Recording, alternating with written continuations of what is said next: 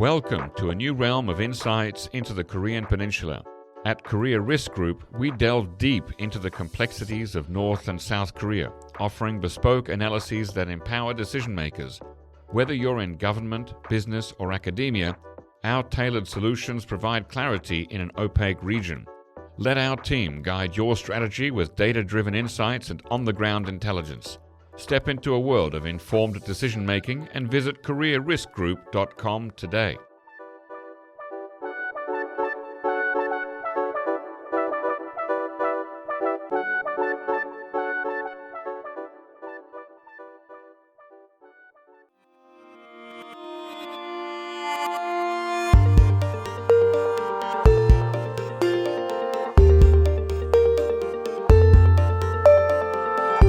Hello listeners and welcome to the NK News Podcast. I am your host, Jacco Zwetsloot, and today it is the 9th of September, or Gugujol if you're from North Korea, and I'm here in the studio, the NK News studio with Colin Zwirko. Colin, welcome back on the show. Good morning, Jacco. Happy Gugujol to you.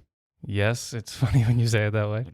It's kind of ironic. Look, for those few listeners who are not aware, the 9th of September 1948 is the foundation day of the Democratic People's Republic of Korea. So they have a special holiday up there in North Korea. They call it Gugujol 99. Do we expect anything? I mean, it's not really a big day on the calendar. No big parades, right? It's the 77th anniversary, right? So Right. Being not a 5-year or 10-year round number anniversary, we're not expecting major, huge events, but probably they'll have, the youth mass dance or something, and a fireworks is very typical. Not a big deal. But last year, Kim Jong Un made a special speech at the party headquarters building. So I think given everything that's going on these days in terms of the diplomatic whirlwind, Kim Jong Un meeting Putin and Xi Jinping, Right. and then all this talk about, is there a potential Trump meeting in the works, and Right. blah, blah, blah. There's a potential, I guess, that he could talk about foreign relations. Yeah. So that could be a speech, or perhaps even a bit more prosaic, a special editorial in the Rodong Shinmun, something like that. But there'll be some way of marking today. For sure. Some kind of concerts, some celebrations. Right. Yeah. Now, of course, as you've already hinted at, last week we talked quite a bit about the meeting in Beijing. But do we have any updates, any follow-ups on Kim Jong Un's big trip to China? First one in 6 years. Now he's back in North Korea. What's the fallout? Maybe the wrong word, but what are the after effects of that? The long tail of that? Yeah, so he returned on Friday. So it was September 2nd to the 5th was when he was gone from North Korea. So at the end of it, we see that he met Putin and Xi Jinping separately for bilateral meetings. Right, but no trilateral, which in itself is kind of significant, given that all this talk about, is there an axis, but there's no trilateral meeting. Right, no trilateral meeting. He did get his tacit approval for his nuclear weapons program, so it's quite dead as an idea that China and Russia are going to do anything like they did back in 2017 in terms of helping the United States and Europe try to rein in North Korea's nuclear program. So now, even the U.S. might even be backing away from that, but. So it was a successful trip for Kim. He got a lot of FaceTime. He got a lot of he got this stature boost on the world stage, both in terms of how we perceive it, how he was out in front of all the other 30 plus foreign leaders and dignitaries up there at the front with Xi and Putin, and also to the domestic audience. They got the same images. Successful but simple trip overall. There were no new initiatives announced. Xi Jinping meeting all these world leaders, talking about this and that economic initiative, very specific stuff, but absolutely nothing in terms of specifics announced. Now, there was this sort of funny postscript story from South Korea about this Minju Democratic Party lawmaker Park Ji-won, who had been the head of the National Intelligence Service under President Moon Jae-in, and he was there in North Korea for the parade, and I guess he was, from the article here, he was walking behind Kim Jong Un and sort of tried to call out his name for a bit of a hey there, nice to see you again, but got ghosted. But then he saw Che Son-hee and said, hey, long time no see, but he was also ignored. And then he refers to the fact that the National Assembly Speaker, Woo Won-shik, got a handshake with Kim Jong Un, and so basically concluded that this was a successful encounter. Yeah, he said that eye contact meant it was successful. I forgot that. Yeah, I forgot to mention eye contact with the Foreign Minister of North Korea, Che Son-hee, that, it's successful. But that's a bit sad, isn't it? Yeah, well, South Korea is the new administration of the Liberal Party, the new president, Lee Jae-myung. He came in replacing the very conservative, hawkish, provocateur previous president. And he's come in trying to improve relations with North Korea after the previous guy tried to literally start a war with North Korea. Or at least a small-scale conflict. Yeah, well, you never know how it's going to go. You never know. Very reckless. So they're choosing to ignore all of the very, the vitriolic, the insults that are coming out of North Korea. Kim Jong Un's sister, who's basically Kim Jong Un's spokesperson, is releasing all these statements recently, insulting the South Korean people as a whole, calling them dogs. Real nasty stuff. Nasty, yeah. And the liberal South Korean party officials are choosing to take the high road, so to speak, and ignore this and just say, whatever. And they're trying to engage with North Korea. And so at this event in Beijing, they were trying very hard, waving their hands, calling out the North Koreans, hey, please talk with us. We want to be friends. We want to get blocked by the bodyguards. We want to get back together. And the North Koreans are sticking to their plan, which is to ignore them and just not engage. So that's it. Feels a bit like unrequited high school love. Yes, Kim Jong Un unrequited. There you go. No, Kim Jong Un requited. Dear. A good film title, I suppose. Now, the North Koreans have been busy this week with some missile inspections and an engine test. So tell us about that. Yeah, this was also sort of related to the trip because just whenever Kim Jong Un's train left North Korea last week, they released these two reports on a day after, 2 days in a row, that Kim inspected short-range ballistic missile factory, talking about a newly installed production line, saying this really helps with the production of these nuclear-capable short-range missiles, which North Korea has also been exporting to Russia for use in its invasion of Ukraine. And then the next day, they reported that Kim inspected a newly developed missile engine, solid fuel engine made of lightweight carbon fiber for their Hwasong-19 ICBM, a long-range nuclear missile designed to strike the U.S., which they tested about a year ago, and also a newly announced Hwasong-20 ICBM. That was the first time they mentioned this missile in that report. Right. And so these came right ahead of his visit to China, which we interpreted as a signal to the world and to Xi Jinping and Putin that talks of denuclearization, any talks of stopping North Korea's nuclear missile production and development is not going to be a part of these meetings. Right. And then it ended up not being a part of the meetings, and we got this, tacit approval from both of them, obviously Russia, but also China, importantly. Right. So, and now today, on Tuesday, we got a report in state media that they tested this engine that they talked about last week. So they called it the 9th and final test of this engine. Even Which though is, the solid previous fuel. Even though this first stage of this ICBM, this new ICBM, even though the first 8 tests were not publicized, they're claiming that they did them over the last 2 years. And calling it the 9th and final test, to me, suggests that they're getting ready for a test launch. It does sound like it. So I think we should watch out for an ICBM test soon. There's no telling when, but we have reported on these efforts to build up a large new missile test facility. Looks like launch pads right near where they've tested all their other ICBMs in the last few years. So, and being the end of the 5-year missile development plan of Kim Jong Un at the end of this year, also looking to test a multiple warhead missile again. And we got to see this sea-based, quote-unquote, sea-based ICBM at some point.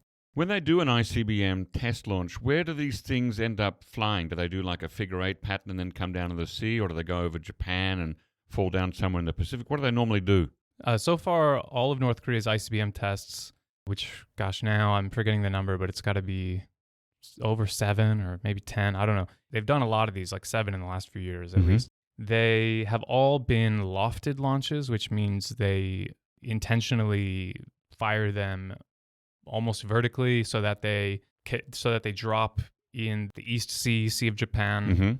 Don't want to get any angry letters here, but and not over Japan. So okay, so it's like an upside down. Well, like an upside-down V. So it goes up really high and then comes down really sharply. Yeah. They have talked about wanting to do a full-range test into the Pacific. Mm-hmm. That would just require it to go, I guess, quote, over Japan, even though it's in space. It's not really over Japan. It's just like a satellite.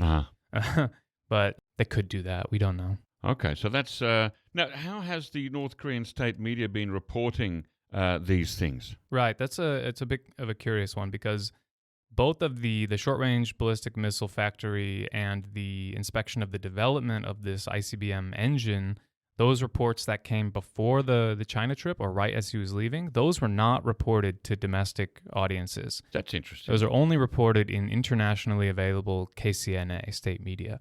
But today, the missile engine test was reported in the Nodong Shinmun, the domestic-facing newspaper. Yep. But even today, the report for the domestic readers was less detailed than the report today in KCNA for your international readers. So I think there's a bit of calculation going on. It doesn't seem too significant, but it seems like prior to his trip to China, they wanted to just keep the narrative simple for the domestic readers. Kim is going to China. It's going to be a great thing, and not complicate it with this, what seemed to us kind of not taunting Xi and Putin, but more like forcing his hand before the meetings about his commitment to his nuclear weapons program. But now that he's come back from the meetings, they can kind of deliver this, which is consistent anyway with all of his talk about his nuclear weapons program. And even today, it came second in order, where the top of the front page was his inspection of a hospital project. So over time, we've seen this kind of shifting. Some days they want to imply that Kim is more focused on the people. Yep. And then they'll put the missile thing under it, something like that. It's very nuanced, but right. Oh, that is interesting messaging. Yeah. Now, also speaking of interesting messaging, the late next month, October 27th to the 31st, there will be the autumn iteration of the twice yearly Pyongyang International Trade Fair. We had one in spring this year, and I know that some of the tour firms, like Young Pioneer Tours, were hoping to bring in some visitors to look at that international trade fair. Ultimately, they weren't allowed to go. And the same thing's going to happen again next month for the autumn show. Is that overlapping precisely with the APEC? Yeah, exactly. The very, very tail end of October. That is when the APEC... Both Koreas show off their economic power. Right. We've got South Korea with APEC, with world leaders coming. Yes. And we've got North Korea with their scaled-down international trade fair. That's right. Good point. I hadn't even thought of that. So the APEC heads of state or summit meeting will be down there in Gyeongju, the ancient Shilla capital. There's talk of Trump maybe going. I haven't seen if that's confirmed.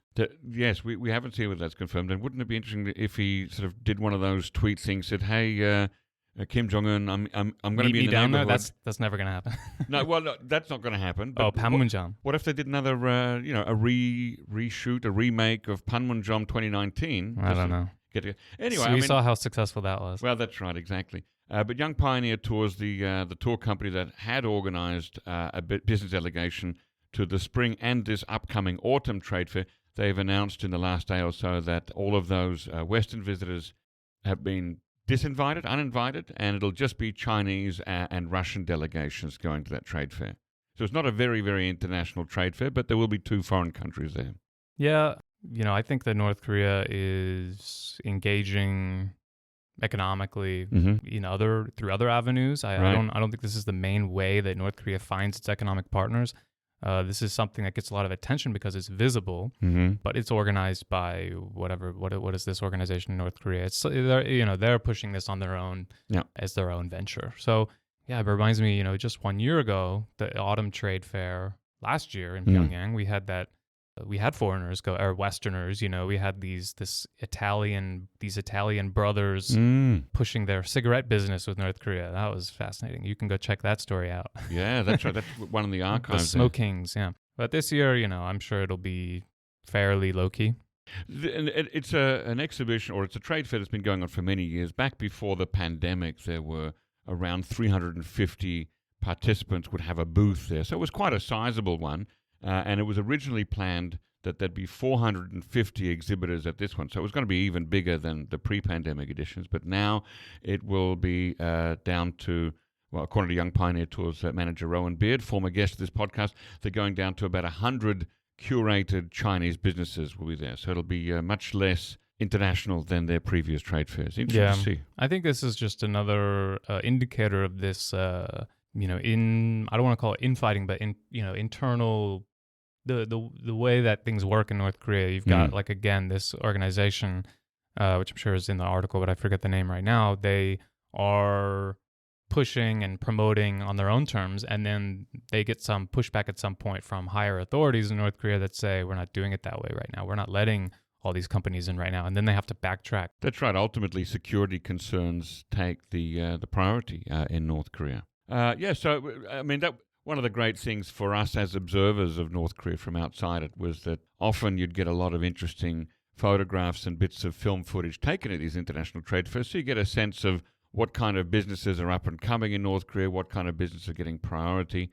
But with this sort of clampdown or cut down, I'm reminded of what Eric Balbach said on my podcast a few months ago, that North Korea has said pretty clearly to Europe and to other countries, you guys have nothing that we need right now. And so, for North Korea, I imagine they're not seeing it as a loss. Yeah, and I wouldn't take this as an overall or long-term message. I would say, even though neither China or North Korea released very detailed readouts on the Kim-Xi meeting, they did talk about economic cooperation, expanding these kinds of platitudes. So I think, pre-pandemic, during the height of the China-North Korea cooperation, when it was really accelerating, they had a bunch of China-specific trade fairs where a bunch of Chinese companies came in and did, a high-tech trade fair.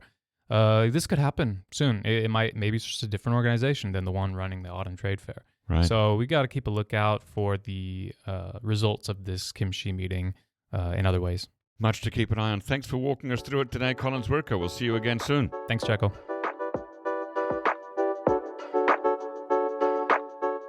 Looking to stay informed about South Korea's fast-evolving political, business and cultural landscape?